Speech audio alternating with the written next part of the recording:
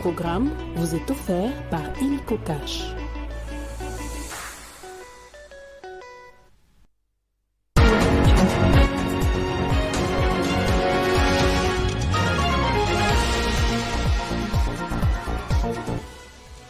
Soutien de l'Ouganda au groupe rebelle qui opère dans l'est de la RDC, Kampala démontre toute implication à travers son chargé d'affaires. Ces derniers persistent que l'Ouganda, qui est un partenaire de la RDC dans la pacification de l'est dans l'opération Tchouja, ne peut être un soutien d'un quelconque mouvement rebelle actif sur le territoire congolais. Prolongation de la trêve humanitaire dans l'est de la RDC, l'affaire fait déjà polémique dans l'opinion au regard de l'absence de l'aide humanitaire chez les déplacés de guerre et de multiples violations enregistrées. Promotion de l'industrie locale, les limitations du coût de l'importation, les bières et boissons gazeuses ne vont plus entrer en République démocratique du Congo pendant une durée de 12 mois. Une décision du ministre du Commerce extérieur qui fait couler encre et salive. Les avis sont partagés. Vous allez suivre quelques réactions dans ce journal. Nouveau journal sur Télé 50, bienvenue à tous. L'Ouganda soutient-il les groupes rebelles dans l'est de la République démocratique du Congo? Pour le chargé d'affaires ougandais, Kampala n'a jamais apporté son soutien aux différents groupes. Il réaffirme le beau climat entre son pays et la République démocratique du Congo. Il persiste et signe que l'Ouganda, qui est un partenaire de la RDC dans la pacification de l'Est dans l'opération Tchouja, ne peut être un soutien d'un quelconque mouvement rebelle actif sur le territoire congolais. Cette rencontre survient après la publication d'un rapport par des experts des Nations Unies accusant l'Ouganda de soutenir les rebelles du M23. Matata Toa, le chargé d'affaires ougandais, a fermement réfuté ces accusations, dénonçant une manœuvre maladroite des Nations Unies susceptible de refroidir des liens diplomatiques jusque-là cordiaux. L'Ouganda, qui est un partenaire de la RDC dans la pacification de l'Est dans ses opérations, n'est peut-être un soutien d'un quelconque mouvement rebelle actif sur le territoire congolais. Elle voulait un peu s'imprégner de les derniers développements et je l'ai assuré que nos relations bilatérales sont cordiales, bien entendu en tant que pays. Si jamais il y a une question ou un problème, nous pouvons toujours nous mettre ensemble, en discuter et puis les résoudre. Concernant les allégations sur les soutiens au M23, le chargé d'affaires s'interroge pourquoi il devrait soutenir le M23. La position de l'Ouganda a été claire au sein de la communauté de l'Afrique de l'Est. Pour l'Ouganda, ils devront travailler ensemble avec la RDC pour éliminer toutes les forces négatives qui perturbent la quiétude de paisibles citoyens. En réponse aux accusations du gouvernement de la RDC qui appelle à des sanctions contre l'Ouganda, le chargé d'affaires a souligné la coopération continue entre les forces ougandaises et congolaises contre les rebelles des forces démocratiques alliées. La publication de ce rapport intervient alors que la région de l'Est de la RDC reste en proie à des violents conflits. La rébellion du M23, les ADF, toutes ces forces négatives continuent à s'aimer l'insécurité dans l'Est du pays. Kinshasa a toujours pointé du doigt le Rwanda pour son soutien au M23, une accusation désormais étendue à l'Ouganda par le rapport des experts de l'ONU, malgré les efforts conjoints pour restaurer la paix dans la région. Et toujours en rapport avec l'Est du pays, arrivé à terme ce 19 juillet, la trêve humanitaire dans les zones de guerre a été prolongée de 15 jours par les États-Unis, mais seulement l'affaire fait déjà polémique dans l'opinion au regard de l'absence de l'aide humanitaire chez les déplacés de guerre et les multiples violations enregistrées. Pour la société civile du Nord Kivu, cette prolongation devrait plutôt être une occasion pour Washington d'ordonner au Rwanda de retirer ses troupes du sol congolais.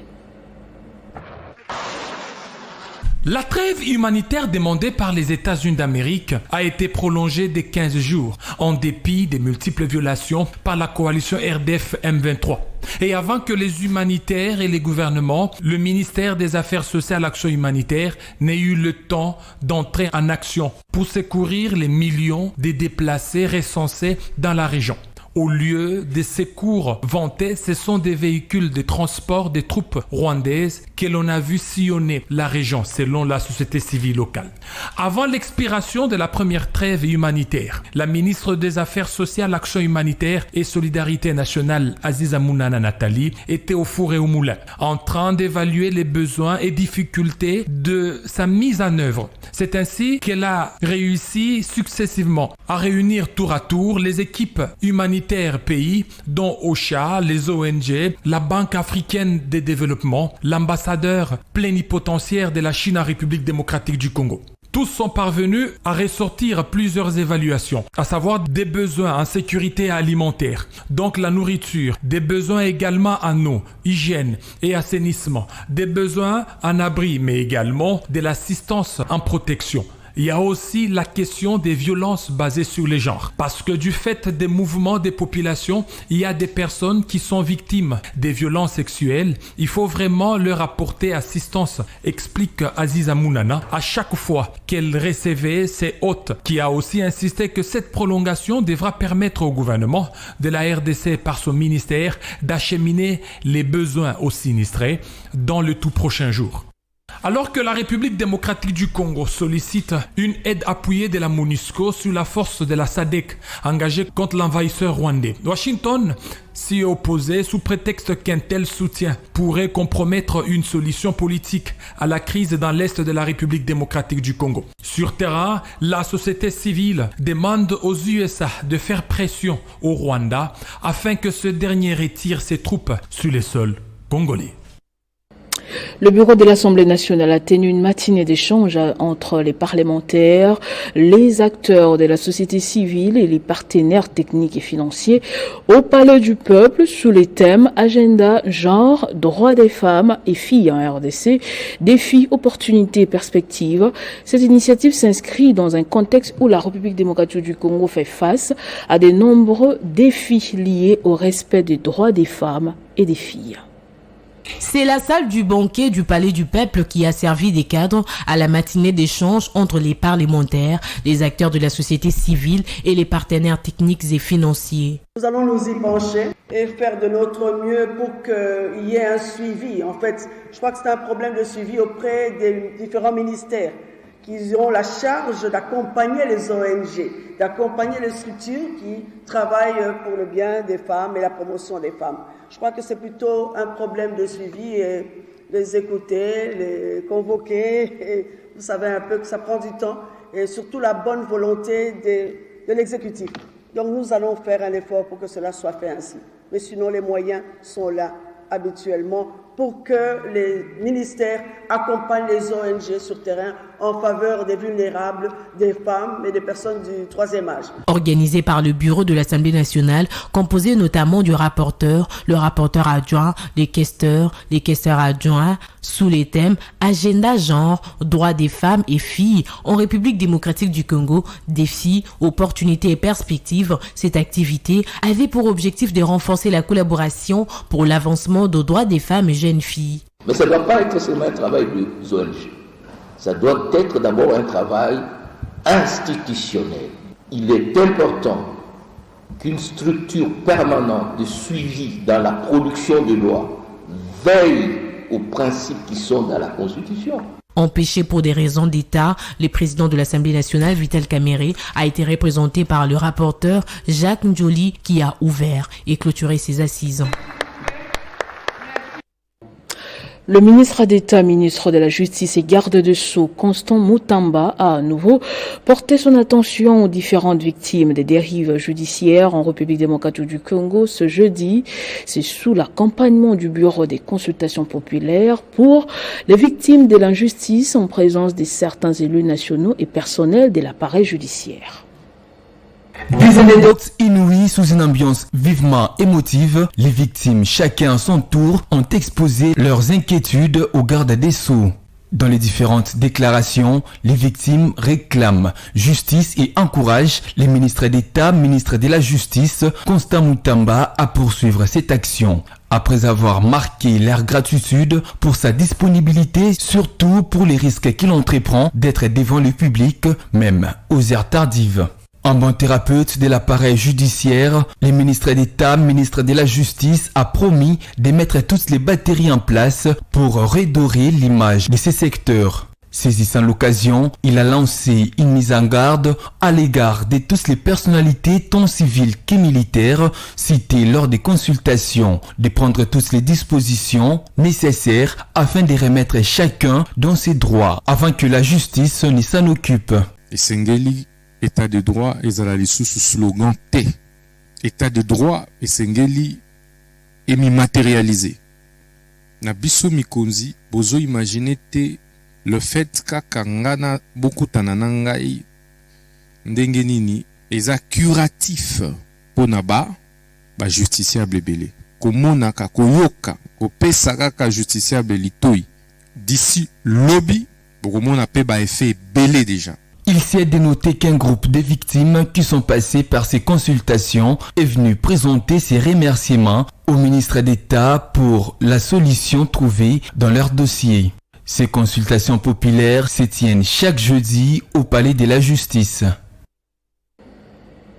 Autre chose convoquée ce vendredi au bureau du Conseil supérieur de l'audiovisuel, le journaliste d'investigation Maïs Chibangu, qui s'est présenté ce midi, n'a pas pu rencontrer le président de cette institution, Christian Bossembe.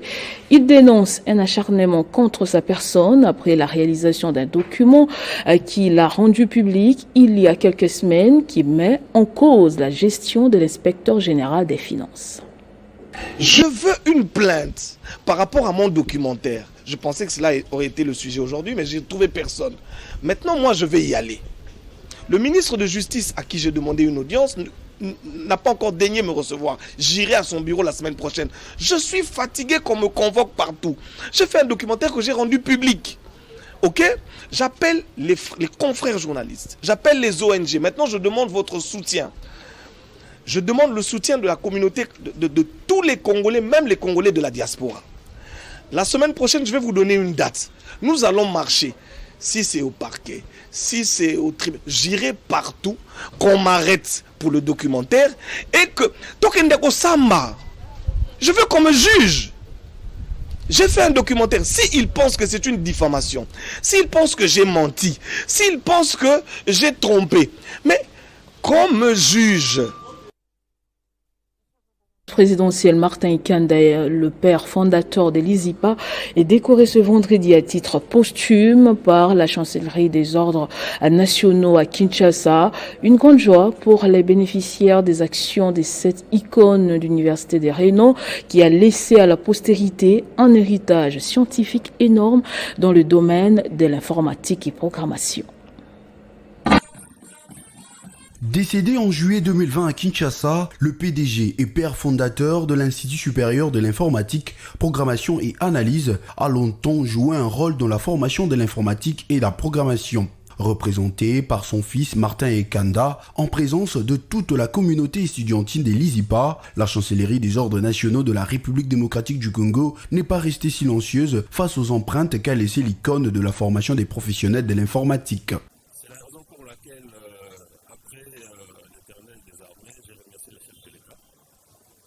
Grâce à sa vision de l'état des droits qu'aujourd'hui, l'ISIPA, la famille, les enfants sont rentrés dans leurs droits et cela a permis à ce que l'ISIPA puisse continuer. Et l'ISIPA va continuer, l'ISIPA va aller de l'avant et l'ISIPA va aller au-delà de ce que lui-même a laissé.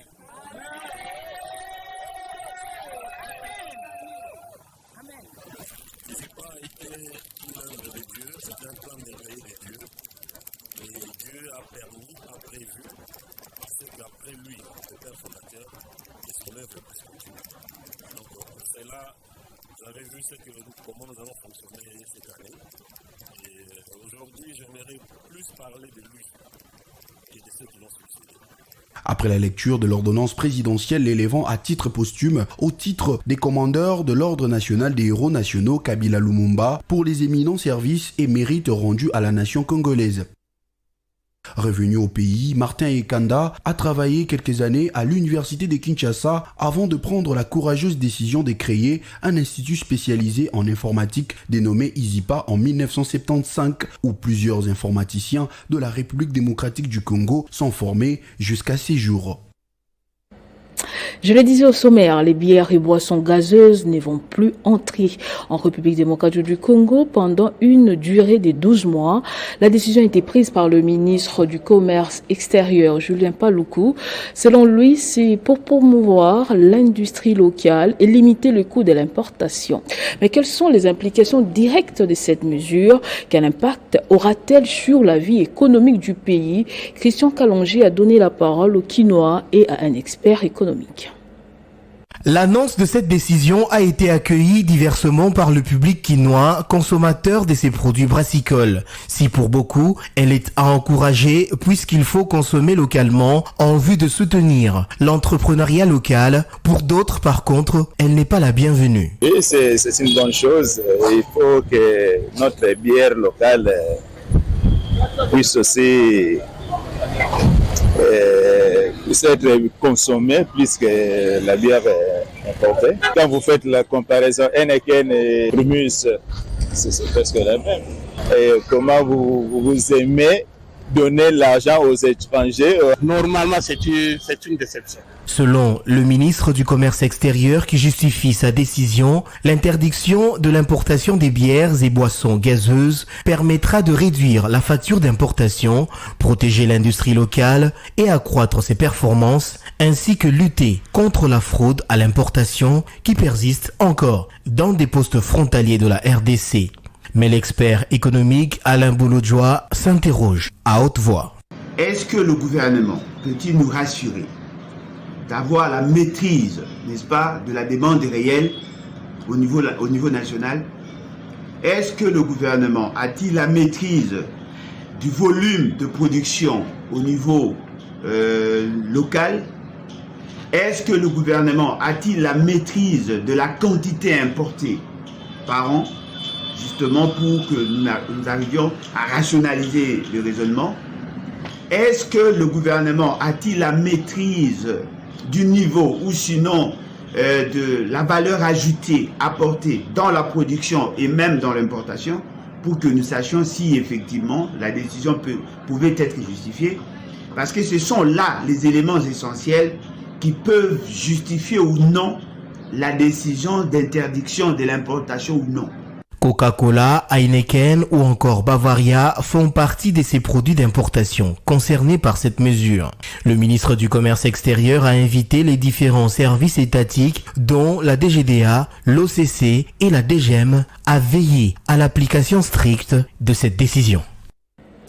La Chambre de commerce a procédé à la présentation du Forum économique Chine-RDC sur les investissements qui s'y tiendra du 31 août au 1er septembre 2024 à Beijing. C'était à Lubumbashi, à Novotel. Le président national David Olangi a procédé à l'installation du bureau sur l'espace Grand Katanga. La Chambre de commerce nationale de la République démocratique du Congo, présidée par le président national Paul David Olangi, secondé par le vice-président Abel Diour, a organisé ce 18 juillet 2024 dans la salle de Novotel une rencontre avec les représentants des différents secteurs pour une présentation, une installation officielle de la Chambre de commerce nationale dans le Grand Katanga. Ici étaient réunis les opérateurs économiques de la plupart des secteurs de la membres de la Chambre de commerce nationale, et pour ceux qui n'étaient pas encore membres et qui ont accepté d'adhérer, ça a été un jour exceptionnel où nous avons pu parler de la Chambre de commerce nationale de la RDC, sa mission, ses objectifs, et nous avons pu convaincre les opérateurs économiques katangais à adhérer à notre Chambre. En fait, moi je crois que l'apport du Katanga par rapport à la Chambre économique de la RDC sera énorme. Donc vous le savez très bien plutôt que la province du Katanga dans l'ancien format, c'est pratiquement le capital économique de notre République. Donc les transactions sur le plan économique au niveau de cette province est énorme. On ne pouvait pas aller plus loin avec la Chambre sans associer notre province économique qu'on appelle autrement les Copperbelt. Et qu'ensemble, nous puissions relever les défis économiques pour la création d'une classe moyenne émergente en RDC en général et dans notre espace Grand Katanga en particulier.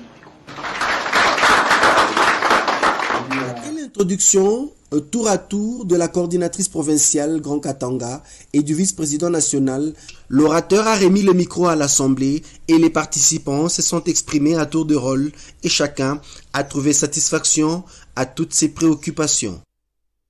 Série d'audience au ministère de la formation professionnelle, Marc Ekila, qui tient à marquer de son empreinte ces secteurs, entreprend des démarches courageuses pour, par exemple, rendre gratuit la formation professionnelle dans les pays. Il en a échangé avec les représentants des JICA dans son cabinet de travail.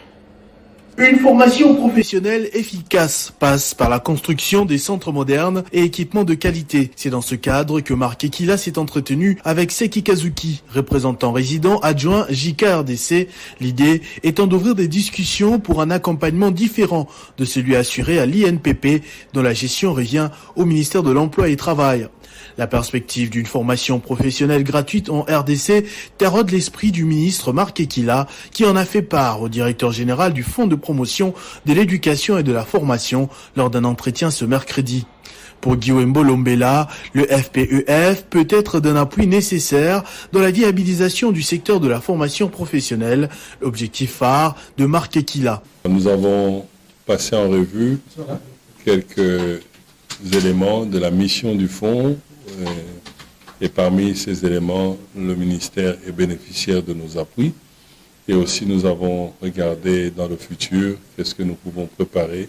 Par ailleurs, la province éducationnelle du Nord Kivu 2 a fait l'objet des échanges avec les députés nationaux Maombi Katsongo Sosten. Ces derniers a notamment plaidé pour la mise en place d'un centre de capacitation en faveur des personnes traumatisées des atrocités de guerre prises en charge à la polyclinique Saint-Éloi de Moulo. Nous avons vu ces ministères des centres sur les lieux, là où on prend en charge les personnes traumatisées par les atrocités qu'il y a dans cette zone-là. Et le ministère a même apporté son soutien à termes de matériel de formation entre la famille et les centres de santé, qui est quand même quelque chose de capacitation pour permettre à la personne qui était traumatisée, et il est déjà guéri, de subir d'abord la formation afin de lui rendre utile dans la communauté. L'élu du Nord Kivu a appelé la continuation du travail de la formation en cours.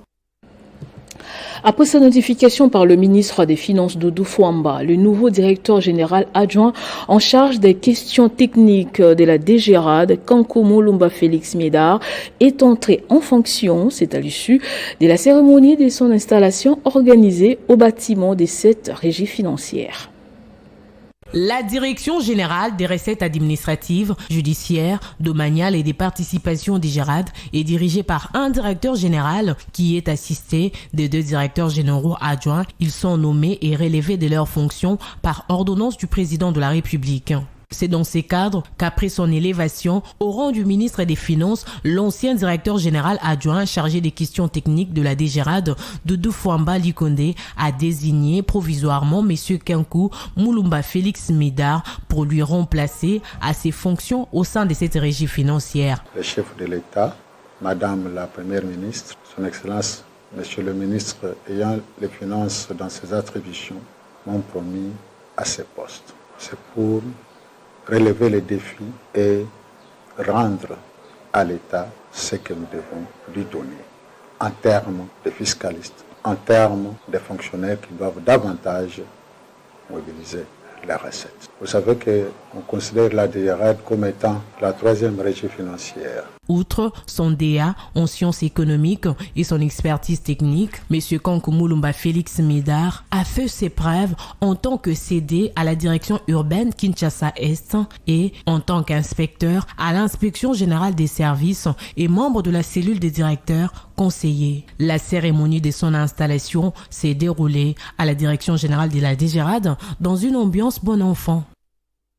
On va parler politique avec la Fédération des FDC à Okatonga que dirige Tekla Pondi Muyumba, cette fédération juge inacceptable le nombre de postes ministériels accordés à la FDCA au regard de son poids politique. Dans une déclaration lue ce jeudi à son siège à Lubumbashi, les cadres et militants en appellent à l'arbitrage du chef de l'État Félix-Antoine Tshisekedi pour corriger cette injustice, faute de quoi ils vont exiger une assemblée générale extraordinaire du parti pour reconsidérer la position de l'FDCA au sein de l'Union sacrée de la nation.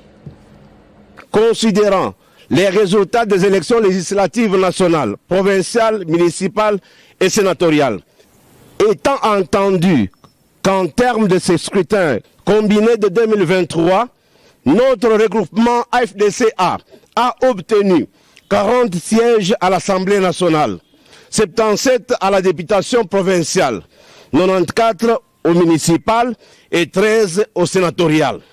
De ce qui précède le regroupement AFDCA de notre autorité morale, le camarade honorable professeur Modeste Bati Lukwebo occupe logiquement la deuxième position en termes de poids politique, ce qui devrait lui bénéficier de droits, 4 postes ministériels en raison de 10 députés nationaux valant un ministère, dont un vice-premier ministre, un ministre d'État et 2 ministres.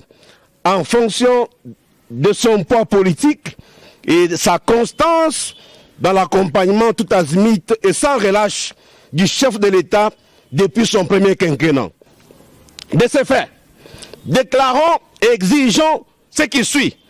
La convocation par les instances du parti en déant 15 jours d'un congrès extraordinaire en vue de clarifier notre situation au sein de l'Union sacrée. Invitons la haute autorité politique de l'Union sacrée, en bon père de famille, à ordonner réparation de cette injustice qui a porté préjudice aux cadres et militants de notre regroupement qui ont battu campagne pour sa réélection. Dans le cas contraire, demandons aux instances du parti, après congrès extraordinaire, de tirer toutes les conséquences qui s'imposent. Au Lualaba, en prévision de la mise en place du gouvernement de son tout premier mandat en tant que gouverneur de province, Fifi Masuka Saini a commencé les consultations au gouvernorat. Par ses activités, la gouverneure tient à confectionner une équipe musclée avec des ministres à même de répondre à temps record aux attentes des Lualabais et d'accélérer la mise en œuvre de la volonté politique du président Félix-Antoine Tshisekedi au Lualaba. Quelques jours après son installation à l'issue de la cérémonie de remise et reprise, la gouverneure du Lualaba a démarré mardi 16 juillet 2024 les consultations cruciales avec les forces politiques et sociales en prélude de la sortie imminente de son équipe gouvernementale.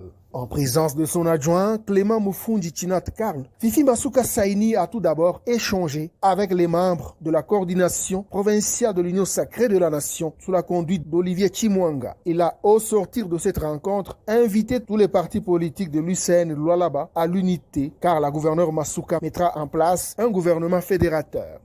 Un message que je vais adresser à tous les partis politiques, aux fédéraux de l'Union sacrée, d'être calmes. Maman pense aussi à nous.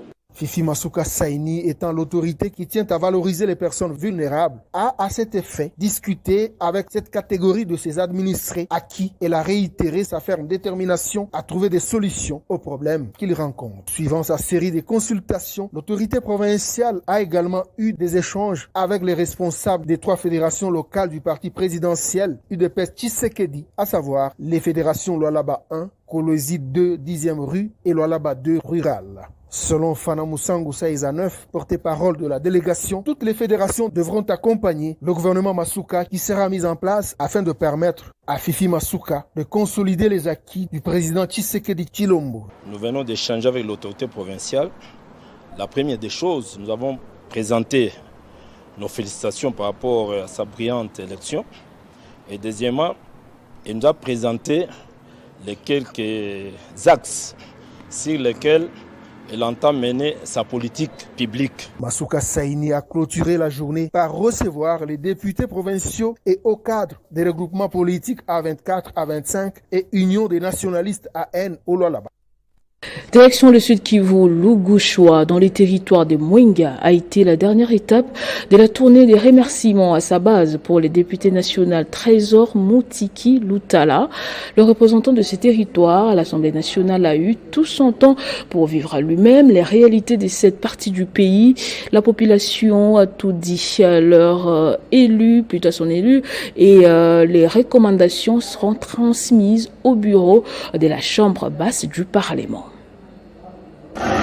De Kitutu au centre des négoces Lugushwa, en passant sur la rivière Elila, le député national Trésor Mutiki Lutala, inséparable avec son fils Dylan Mutiki, a fait un constat désolant, notamment la multiplicité des taxes non réglementaires et d'autres tracasseries dont sont victimes les habitants de Mwenga en général. Information partagée par les Mwami Christian Longangue qui revenaient de cette route détériorée. Tous les électeurs de Trésor Mutiki des villages Melekelo, Kakemenge, en passant par ceux de Miasa, ont soulevé leurs préoccupations à Trésor Mutiki. Et Mapele, celui qu'on appelle Kodia Mwenga, a eu du mal pour avancer au lieu indiqué pour s'adresser à la population. Lugushwa a vibré, comme le 18 décembre dernier lors de sa campagne électorale.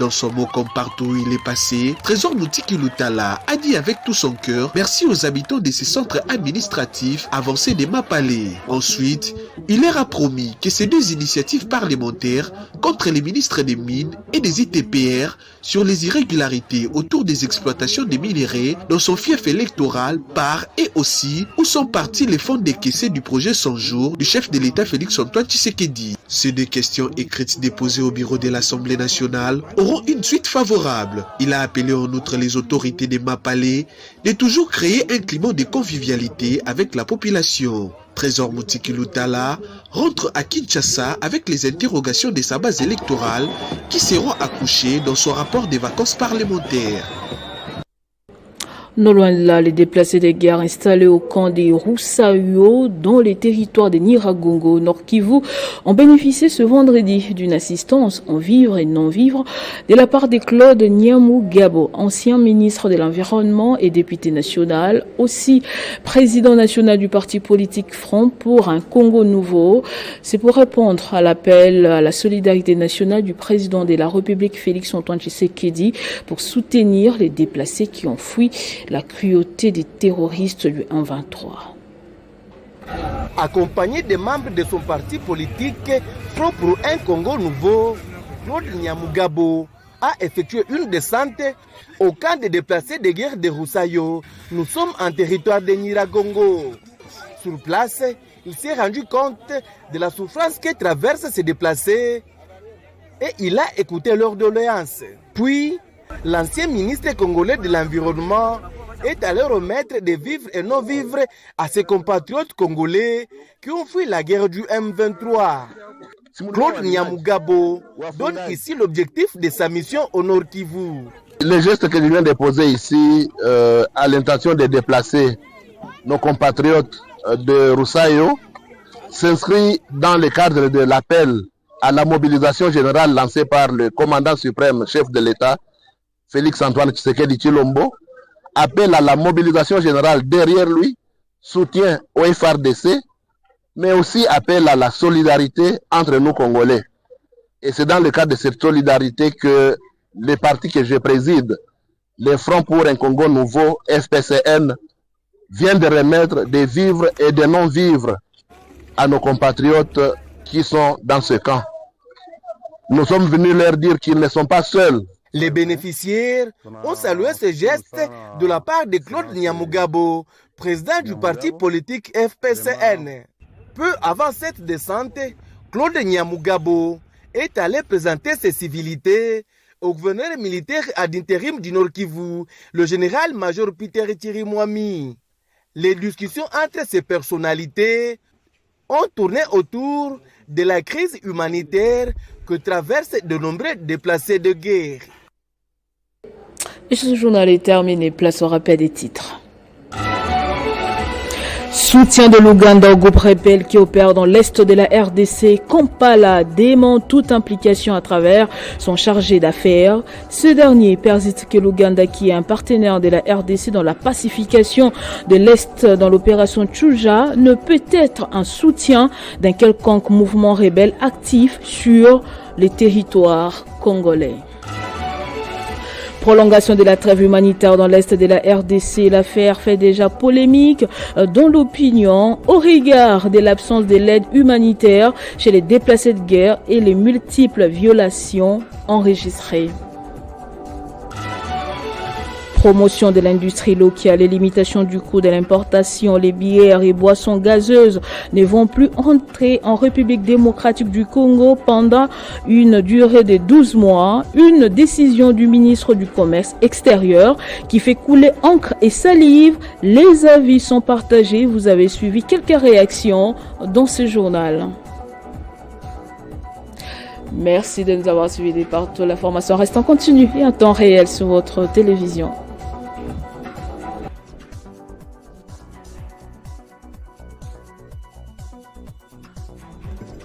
Retrouvez toute l'actualité en continu sur www.tele50.cd. Ce programme vous a été offert par Illico Cash.